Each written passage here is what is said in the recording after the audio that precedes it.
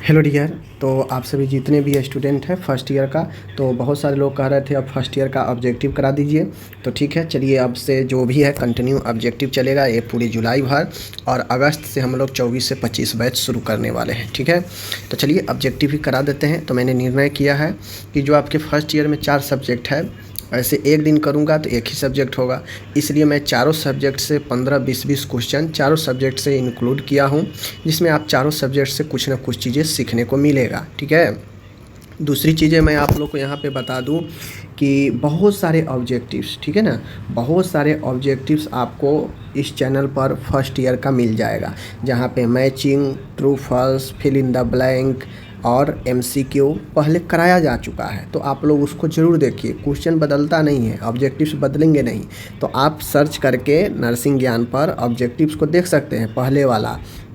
यहाँ तक मैं आपको बता दूं कि अगर आपको एग्ज़ाम में अच्छा करना है तो पिछले 7-8 सालों का जो ऑब्जेक्टिव्स है, जो अलग अलग स्टेट के एग्ज़ाम में पूछे गए हैं फर्स्ट ईयर में, आप उसको ज़रूर कंप्लीट कर लीजिए। भले ही आप कहीं से भी नर्सिंग कर रहे हैं, लेकिन कहीं से भी मैं अगर डाला हूँ एग्ज़ाम का क्वेश्चन तो उसमें ऑब्जेक्टिव भी है, ऑब्जेक्टिव मैंने बता रखा है, आप उस सारे को प्रैक्टिस करें। ठीक है, तो आपको बहुत ज़्यादा बेनिफिट और नॉलेज मिलेगा। बाकी चलिए मैं यहाँ पे करा रहा हूँ ऑब्जेक्टिव्स आज से। ठीक है, कंटिन्यू आपको पूरा जुलाई चलेगा।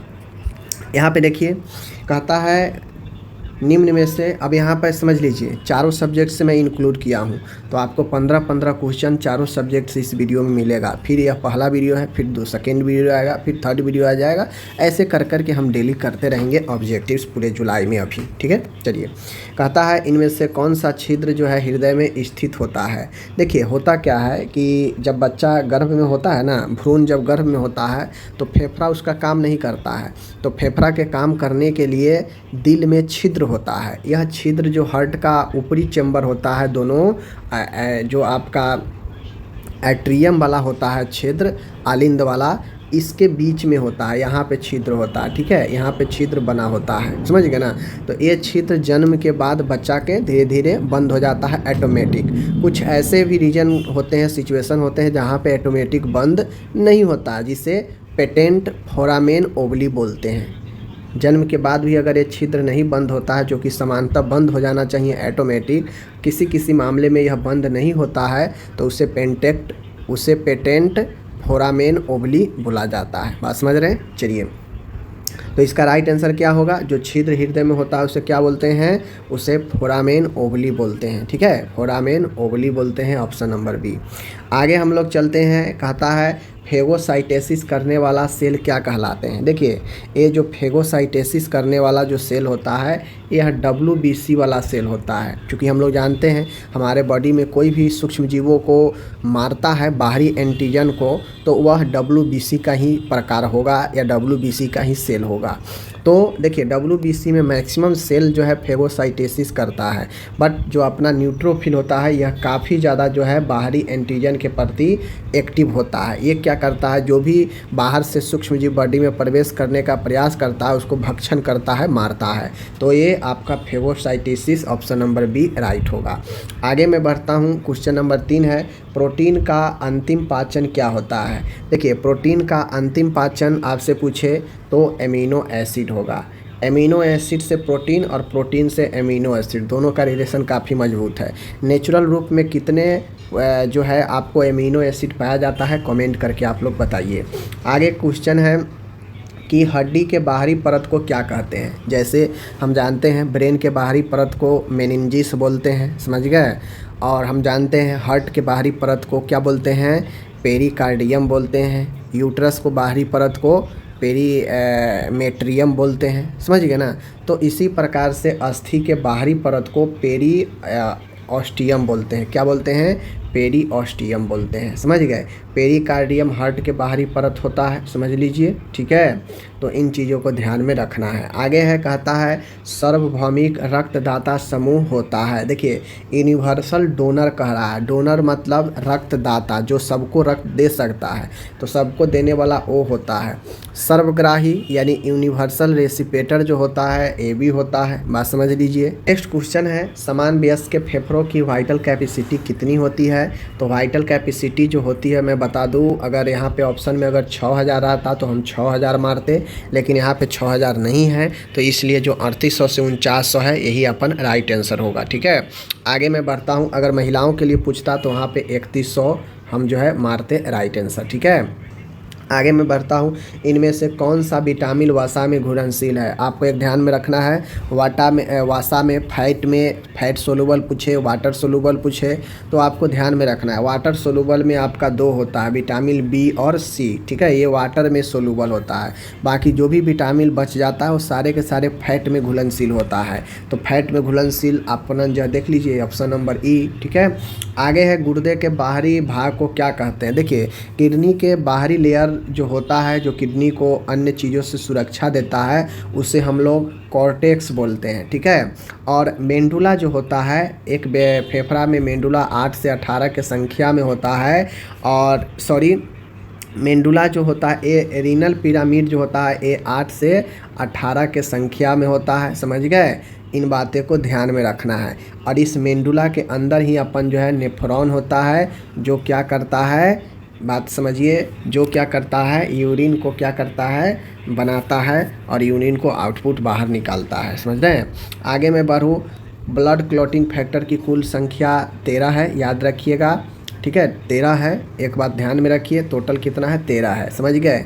जो अपन फैक्टर नंबर 8 है, ये फैक्टर नंबर 8 हीमोफीलिया ए करता है, हीमोफीलिया फैक्टर नंबर 9 करता है, एंड हीमोफीलिया सी जो होता है यह अपन फैक्टर नंबर 11 की कमी से होती है। ठीक है, चलिए आगे मैं बढ़ता हूँ। यहाँ पे नेक्स्ट क्वेश्चन है, थायराइड ग्रंथि द्वारा स्रावित हार्मोन कौन सा है? देखिए, थायराइड ग्लैंड जो सीक्रेट जो हार्मोन को करता है उसका नाम अपन थायरॉक्सिन यानी T3 और T4 दोनों हार्मोन को सीक्रेट करता है। साथ में थायरॉक्सिन तो होगा ही, साथ में कैल्सीटोनिन होता है। यह कैल्सीटोनिन जो है कैल्शियम की मात्रा को क्या करता है? कंट्रोल करता है। बात समझ रहे हैं? चलिए आगे मैं बढ़ता हूँ। नेक्स्ट क्वेश्चन है, बाइल की उत्पत्ति कहाँ से होती है? माय डियर, बाइल की उत्पत्ति आपका कहाँ से होती है? तो बाइल के उत्पत्ति जो है आपके लीवर से होता है, और जामा अगर पूछेगा तो गल ब्लैडर में स्टोर होता है। समझ गए? इन बातें को ध्यान में रखना है। आगे मैं बढ़ता हूँ नेक्स्ट क्वेश्चन की तरफ। इनमें से सिस्मोइड अस्थि का उदाहरण क्या है? देखिए, सिस्मोइड अस्थि का उदाहरण पूछ रहा है, तो पटेला एक ऐसी हड्डी है जो सिस्मोइड अस्थि का उदाहरण है। ठीक है, आगे बढ़ता हूँ। कहता है यहाँ पे कि जो पित्ताशय है, पित्ताशय की थैली का आकार कैसा होता है? तो पित्ताशय जो होता है नाशपाती के आकार में होता है, ऑप्शन नंबर डी। ठीक है, अगर डोम का आकार पूछेगा तो यह किसके लिए होता है? आप लोग जानते हैं डायफ्राम का आकार डोम के आकार का होता है। समझ गए? इन बातों को ध्यान में रखना है। आगे मैं बढ़ता हूँ। पेरीऑस्टियम है, तो पेरीऑस्टियम हड्डी के बाहरी लेयर को कहते हैं। बात समझ गए? चलिए आगे बढ़ते हैं। आगे है हृदय की स्ट्रोक मात्रा पूछेगी कि एक व्यक्ति की जो हृदय की स्ट्रोक मात्रा है कितनी होती है? तो स्ट्रोक मात्रा जो पूछेगा, स्ट्रोक कैपेसिटी जो आपसे पूछेगा हृदय हार्ट का कि कितना जो है पंप करने में स्ट्रोक लगता है, तो लगभग 70 सीसी लगता है। एक 70 केजी का व्यक्ति है तो उसका स्ट्रोक जो है 70 सीसी होगा। ठीक है, आगे मैं बढ़ता हूँ। क्वेश्चन है, इनमें से कौन सा कारक सीखने को बढ़ावा देता है? ठीक है, देखिए कौन सा कारक सीखने को बढ़ावा देता है? समझ गए?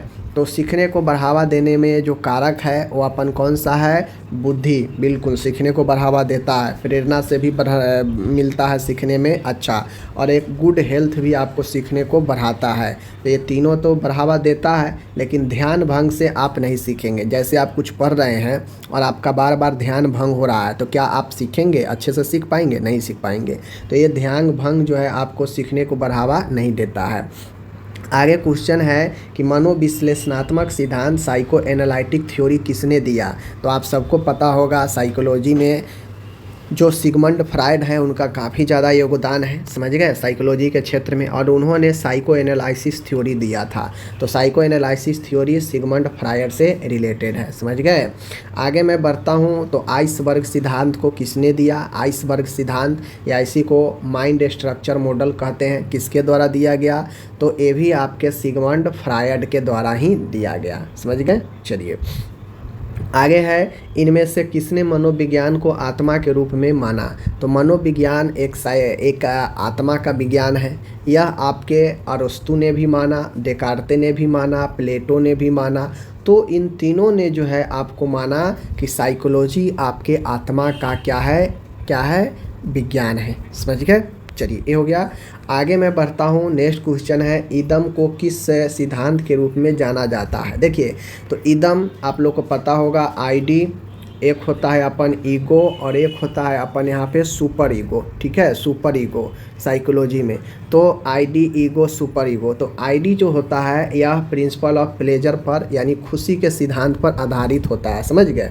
आईडी। ईगो जो होता है यह आपके रियलिटी पर आधारित होता है, वास्तविकता पर आधारित होता है। समझ गए? ध्यान दीजिएगा।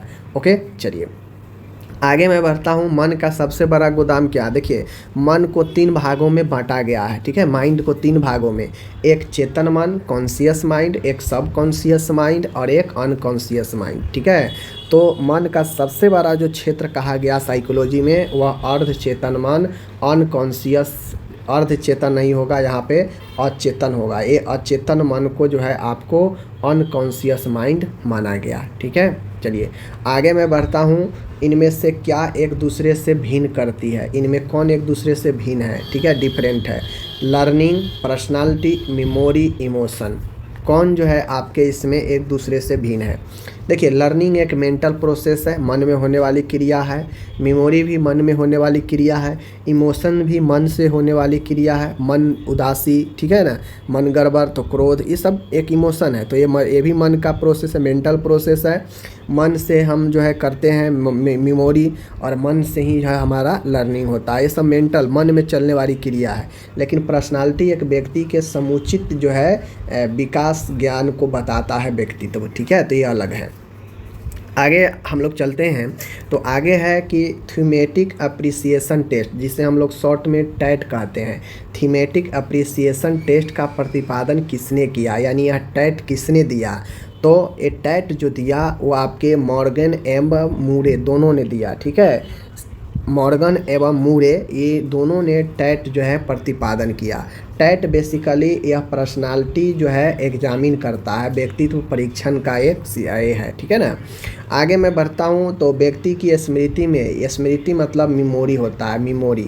तो मेमोरी में कमी के अनुभव क्या कहलाता है? एक व्यक्ति के मेमोरी में कमी के अनुभव को हम लोग क्या कहते हैं? एमनेसिया कहते हैं। एनोरेक्सिया, भोजन में कमी, भोजन न कर पाना, आपको एनोरेक्सिया होता है। एलोपेसिया को हम लोग गंजापन कहते हैं। ठीक है, ध्यान रखिएगा, या बालों का गिरना। आगे है आवश्यकताओं का पदानुक्रम। ठीक है ना, हायरार्की आप लोग पढ़े होंगे, हायरार्की मॉडल, तो वही आवश्यकता का पदानुक्रम है। ठीक है ना। बेसिक नीड ऑफ ह्यूमन आप लोग पढ़े होंगे कि आधारभूत आवश्यकता क्या है एक मनुष्य का, तो वही पदानुक्रम है। तो उसमें मौसले ने आपको यह हायरार्की नियम दिया था, मौसले। ठीक है, याद रखिएगा। आगे है, अगर वास्तविक एज, एक्चुअल एज, ठीक है, एक्चुअल एज और मेंटल एज अगर बराबर हो तो फिर आईक्यू कितना होता है? तो देखिए, अगर मेंटल एज भी बराबर हो और एक्चुअल एज भी बराबर हो तो इसे हम लोग पूरा 100% मानते हैं, आईक्यू 100% होगा। होता यह है हमेशा कि जो एक्चुअल एज होता है और जो मेंटल एज होता है दोनों में फ़र्क होता है, लेकिन किसी किसी मामले में अगर दोनों बराबर हो तो ये 100% माना जाता है, 100%। ठीक है। आगे मैं यहाँ पे बढ़ूँ तो आगे है, निम्न में से कौन सा कारक व्यक्तित्व के परसेप्शन को प्रभावित करता है? परसेप्शन मतलब होता है अवबोधन, किसी चीज़ के बारे में जानकारी प्राप्त होना, यही परसेप्शन होता है। तो परसेप्शन को प्रभावित कौन कर सकता है? तो देखिए, learning, needs, person, mental state, all of the above. तो परसेप्शन प्रभावित तीनों से होगा। ठीक है, लर्निंग, नीड्स, पर्सन की क्या मनोदशा है, मेंटल स्टेट और ऑल ऑफ द अबव। तो इसलिए परसेप्शन को ये तीनों प्रभावित करेगा। तीनों कैसे प्रभावित करेगा? तो सीखने से भी हम कुछ जानकारी हासिल कर सकते हैं, हमारी क्या आवश्यकता है उससे भी हमारा परसेप्शन बदलता है, और व्यक्ति की मनोदशा कैसी है ये भी परसेप्शन में महत्वपूर्ण भूमिका निभाएगा। तो ये तीनों अपन होता है। ठीक है ना। आगे मैं बढ़ूँ तो आगे है, किसी विशेष वस्तु पर अपनी इच्छा से ध्यान लगाने को क्या कहते हैं? देखिए, ध्यान 3 प्रकार के होता है। ठीक है, एक होता है वॉलेंटियर, एक होता है इनवॉलेंटियर और एक होता है हैबिचुअल, यानी ऐच्छिक, अनैच्छिक और स्वाभाविक। ठीक है, तो अपनी इच्छा से अगर किसी तरफ, किसी वस्तु के तरफ अगर ध्यान लगाते हैं तो उसे वॉलेंट्री यानी जो है आपको ऐच्छिक जो है हम ध्यान कहते हैं। ठीक है, चलिए आगे बढ़ते हैं। नेक्स्ट क्वेश्चन है, दीर्घकालीन स्मृति लॉन्ग टर्म मेमोरी कब तक रहती है? तो लॉन्ग टर्म के मतलब होता है जिसमें महीनों, दिनों, सालों तक की बातें याद रहता है, स्टोर रहता है।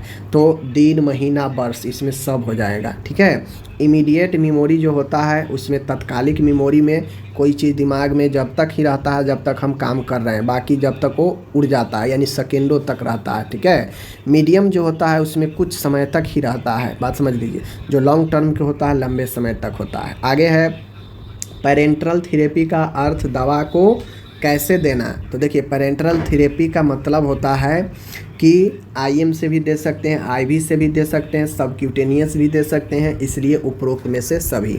ठीक है, एक क्वेश्चन सीएचओ में पूछा भी गया था। आगे है डैश पर रेक्टल तापमान समान होता है, यानी कितने पर रेक्टल तापमान नॉर्मल होता है, समान होता है।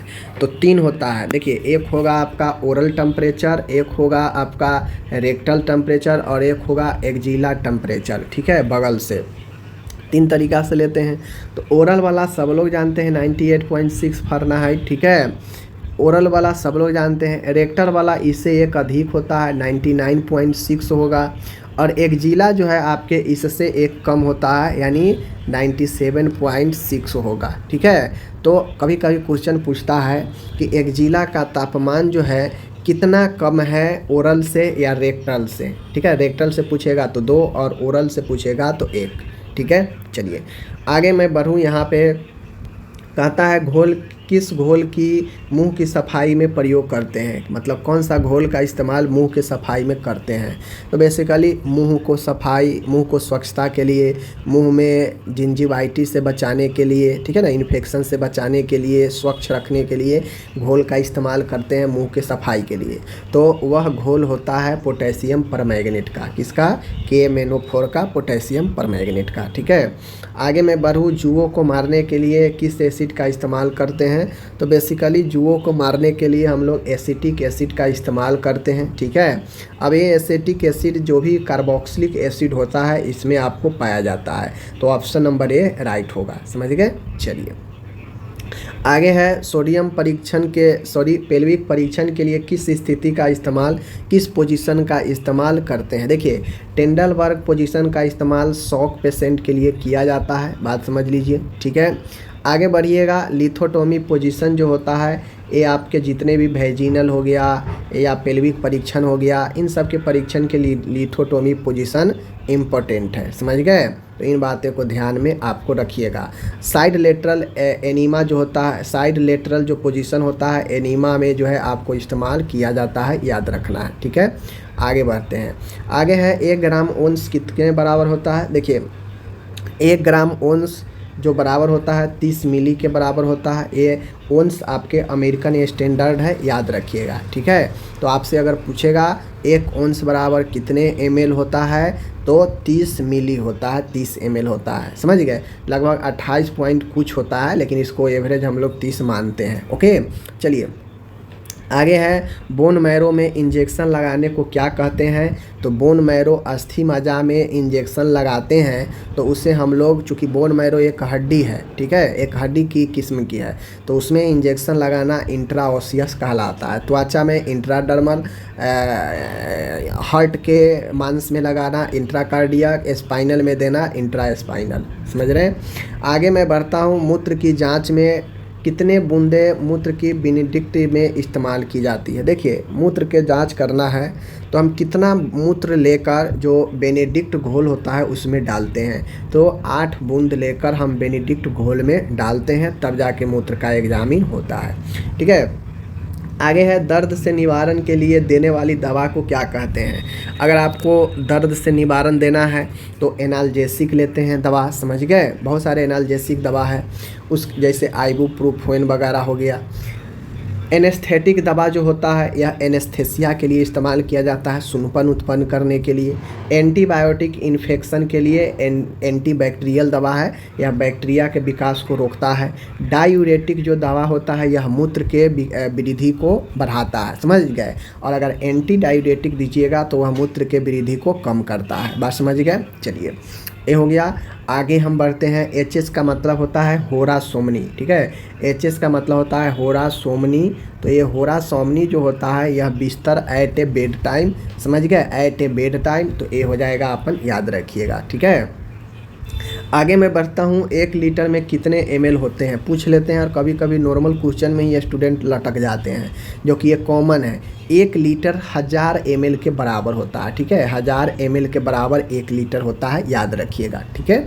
चलिए आगे बढ़ते हैं। ब्लड प्रेशर रिकॉर्ड करते समय कौन सी ध्वनि सुनाई देती है? तो देखिए, जब हम स्टेथोस्कोप लगाते हैं और ब्लड रिकॉर्ड जब हम करते हैं तो हमको जो आवाज़ सुनाई देता है वो कॉर्सकॉफ आवाज़ सुनाई देता है, समझ गए, कॉर्सकॉफ आवाज़ सुनाई देता है, याद रखिएगा। आगे है 1 ओंस बराबर, अभी बता दिए कितना होता है। CPR देते समय प्रेशर, कंप्रेशन और वेंटिलेशन का अनुपात कितना होता है? यानी प्रत्येक 30 दबाव के बाद 2 बार सांस देना चाहिए, तो 30:2 जो है 2 होता है, ठीक है। अगर कोई सिंगल कर रहा है तब, अगर 2 व्यक्ति अगर कर रहा है ये चीज़ें CPR, तो प्रत्येक 15 कंप्रेशन के बाद 1 जो है आपको वेंटिलेशन देना चाहिए। कब? जब 2 व्यक्ति कर रहा हो तब। जब सिंगल व्यक्ति कर रहा हो तो 30:2 होता है, समझ गए। चलिए आगे है नाक से खून बहना। देखिए, नाक से खून बहना एपिस्टेक्सिस कहलाता है, ठीक है ना, एपिस्टेक्सिस कहलाता है। एपिस्टेक्सिस नक्सीर बोलते हैं, ठीक है। इसमें करना ये चाहिए कि सिर को, रोगी का जो सिर है आगे की तरफ झुका देना चाहिए, ताकि जो भी ब्लड बाहर आ गया है वो कंप्लीट बाहर आ जाए, फिर से अंदर ना जाए, क्योंकि जो ब्लड बाहर आ चुका है वो अंदर जाएगा तो समस्या उत्पन्न करेगा, ठीक है। तो आगे आइए। वह मच्छर जो पानी के अप्राकृतिक संग्रहों के बीच पैदा होता है। देखिए, जैसे आप अपने आसपास अगर अननेचुरल तरीके से पानी को कलेक्शन रखते हैं, जमा रखते हैं गड्ढा में इधर उधर, तो उसमें एक जो है मच्छर उत्पन्न होता है जिसको एडिज एजिप्टाई कहते हैं, ठीक है। यह एडिज एजिप्टाई डेंगू भी पैदा कर सकता है। अलग अलग जो मच्छर से होने वाला रोग है वो पैदा करता है, समझ गए। किसके कारण? एडिज एजिप्टाई के कारण, समझ रहे हैं। तो ऑप्शन नंबर जो है अपन ए हो जाएगा, ठीक है। चलिए आगे मैं बढ़ता हूँ। यहाँ पे देख लीजिए, आगे है 1 पोषक कैलोरी उष्मा की वह मात्रा है। देखिए, 1 पोषक कैलोरी का मतलब होता है किलो कैलोरी, समझ लीजिए। 1 पोषक कैलोरी का मतलब होता है किलो कैलोरी। तो यह बेसिकली आपके ऊर्जा का जो मात्रा है उसका नापने के लिए किया जाता है, समझ गए। तो 1 पोषक कैलोरी उष्मा की वह मात्रा है जो 1 किलो पानी के ताप को 1 सेंटीग्रेड बढ़ा देता है, समझ गए। तो इन बातों को ध्यान में रखिएगा। आगे मैं बढ़ता हूँ। यहाँ पे नेक्स्ट क्वेश्चन है कि संचारी रोग कम्युनिकेबल डिजीज का फैलने से रोकने का उपाय क्या है? कम्युनिकेबल मतलब होता है जो आसानी से एक से दूसरे व्यक्ति में फैल जाए। तो वैसा रोग को रोकने के लिए क्या उपाय है? तो सार्वजनिक शिक्षा, बिल्कुल शिक्षा देंगे कि कैसे रहना है, क्या करना है, ठीक है। भीड़ भाड़ वाले जगहों में क्या करना चाहिए, शिक्षा महत्वपूर्ण है। जन समूह में टीकाकरण से भी रोकथाम कर सकते हैं।